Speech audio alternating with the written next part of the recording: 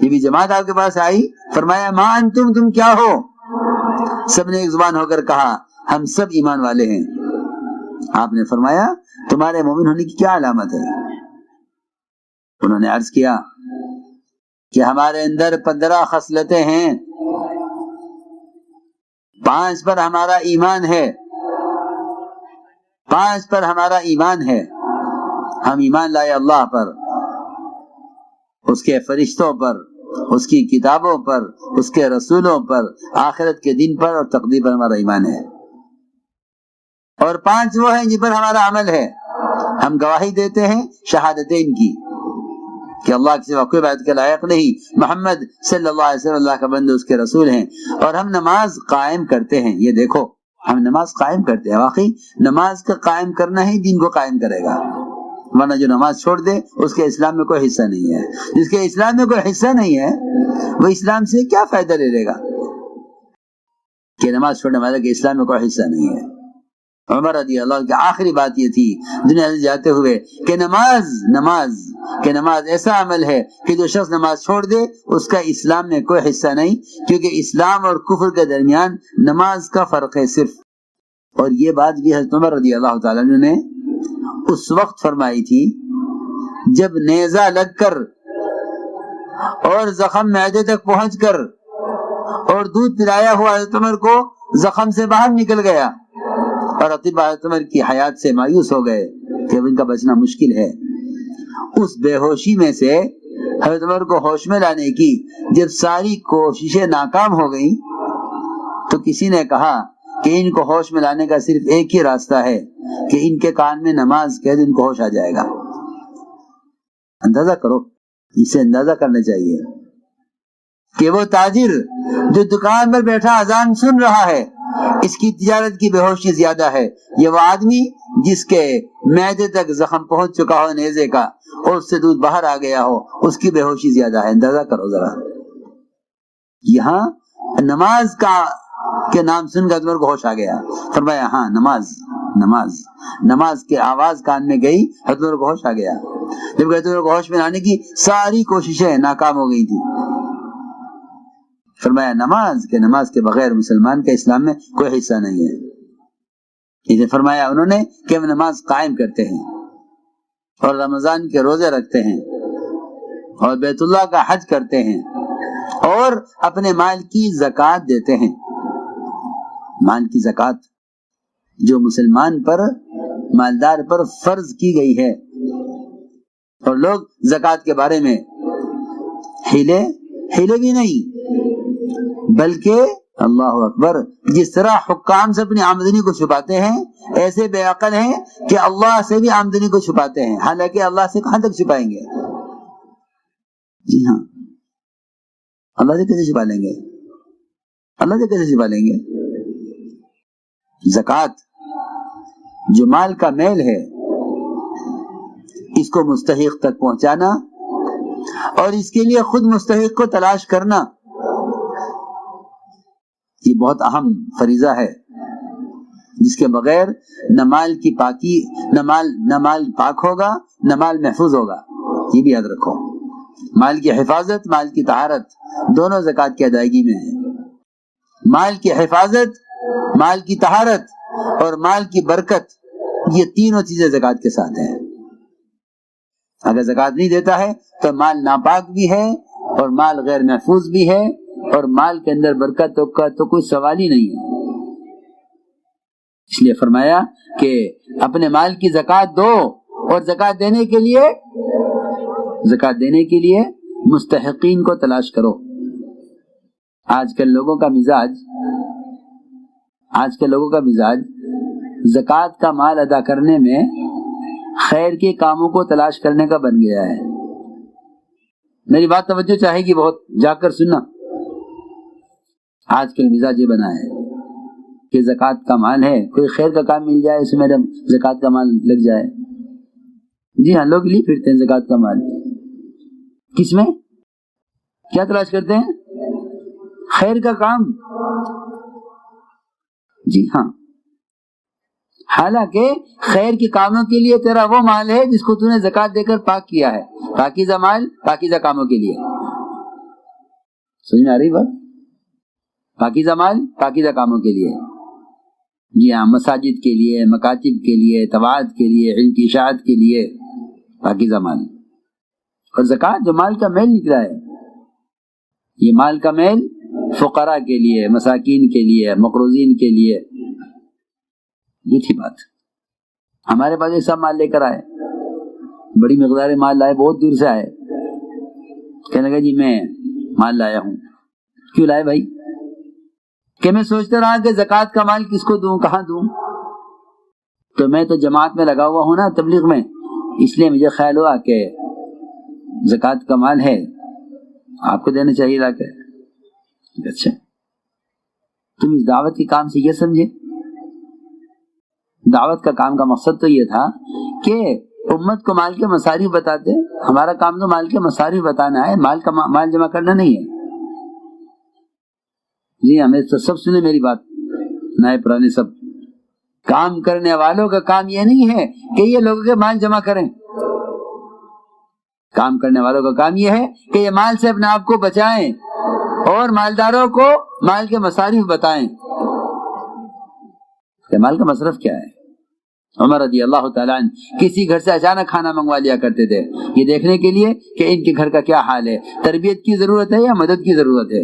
اگر کھانے کا معیار اللہ کے نبی کے کھانے کے معیار سے زیادہ ہے تو تربیت کی ضرورت ہے، اور اگر آپ کے ان کے گھر کے کھانے کا معیار آپ کے کھانے کے معیار سے گھٹیا ہے تو مدد کی ضرورت ہے۔ یہ تھا، اچانک کسی گھر سے کھانا منگوا لیا کرتے تھے دیکھنے کے لیے کہ یہ اپنے مال کو کیسے خرچ کرتے ہیں، ان کے حالات کیا ہیں۔ تو میں نے عرض کیا کہ وہ مال میرے پاس لے کر آئے تو کیوں لائے ہو؟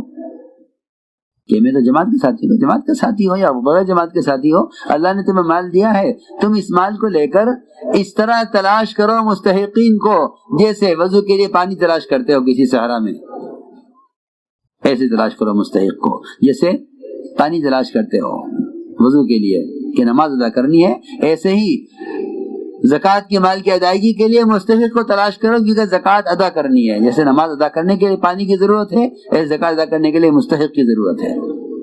سیدھی بات ہے۔ کہنے لگا کہ آپ نہیں لیں گے؟ کیوں؟ میں نے کہا اس سے، میں نے کہا تم نے صبح سے اتنا مال لے کر چل کر یہاں آئے، تمہیں اپنے رشتے داروں میں، قرابت داروں میں، پڑوسیوں میں، تمہارے محلے میں، تمہارے ضلع میں کوئی فقیر پریشان حال آدمی نہیں ہے جہاں یہ مال خرچ کرتے تھے؟ میرے دوستو عزیزو، اس زمانے میں لوگ زکوٰۃ کے مال کے لیے مستحقین کو تلاش نہیں کرتے بلکہ خیر کے کام تلاش کرتے ہیں۔ نہیں، زکوٰۃ کا مال مستحق کے لیے اور پاک کیا ہوا مال خیر کے کاموں کے لیے۔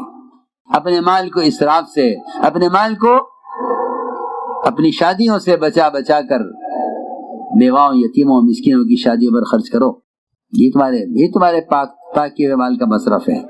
اور زکوٰۃ کا مصرف مستحقین ہے۔ اس لیے دور صحابہ میں اس زکوٰۃ کے مال کی تقسیم کا معاملہ بھی عجیب تھا۔ جی ہاں، عجیب بات ہے۔ آپ جانتے ہوں گے بچے آنکھ مچولی کھیلتے ہیں، آپ کیا ہوتی ہے نہیں؟ ہاں، بچے کھیلتے ہیں نا، کیسے؟ چھپن چھپائی بچے کھیلتے ہیں رات کو، ایک بچہ تلاش کرتا ہے، سب بچے چھپ جاتے ہیں کونوں میں، دیواروں کے، دروازوں کے پیچھے، چارپائیوں کے نیچے۔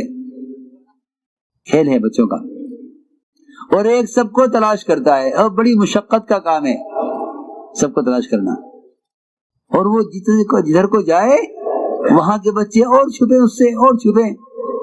جی ہاں، تو زکوٰۃ کا معاملہ یہ تھا اس زمانے میں کہ مالدار تلاش کرتے تھے، فقراء چھپتے تھے۔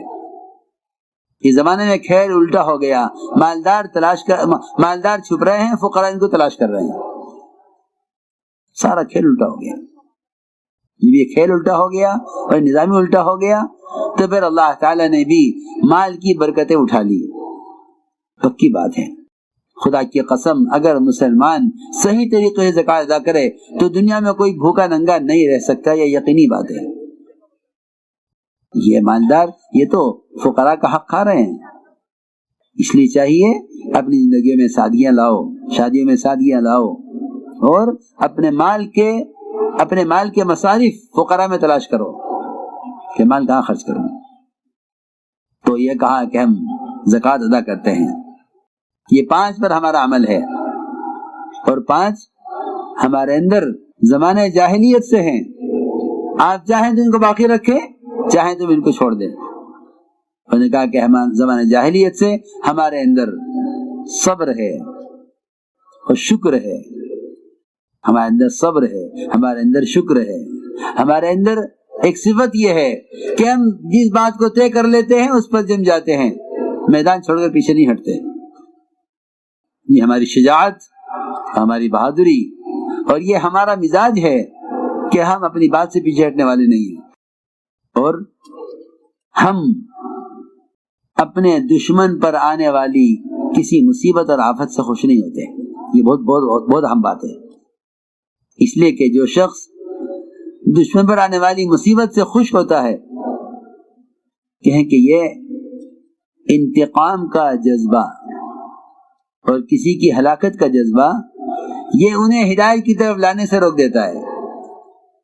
مسلمان انتقام کا جذبہ نہ رکھے، بلکہ مسلمان تو پوری انسانیت کی ہدایت کا جذبہ رکھے، انتقام کا جذبہ نہیں، ہدایت کا جذبہ۔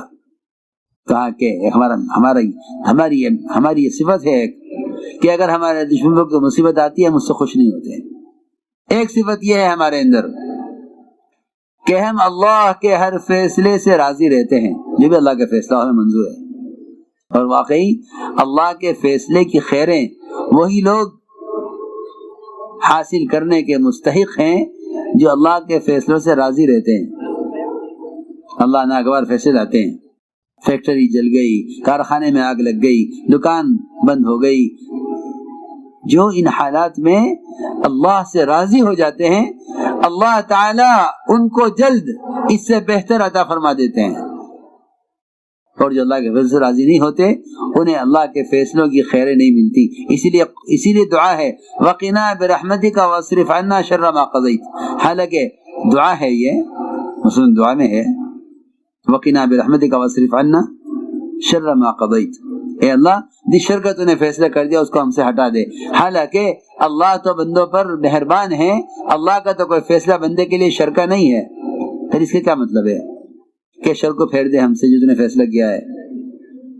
اللہ کے فیصلے کا شر یہ ہے کہ بندہ اس کے فیصلے سے راضی نہ ہو، اللہ کے فیصلے کی خیر یہ ہے کہ بندہ اس کے فیصلے سے راضی ہو، اگرچہ فیصلہ اس کی طبیعت کے کتنے بھی خلاف ہو۔ اے اللہ میں تجھ سے راضی ہوں۔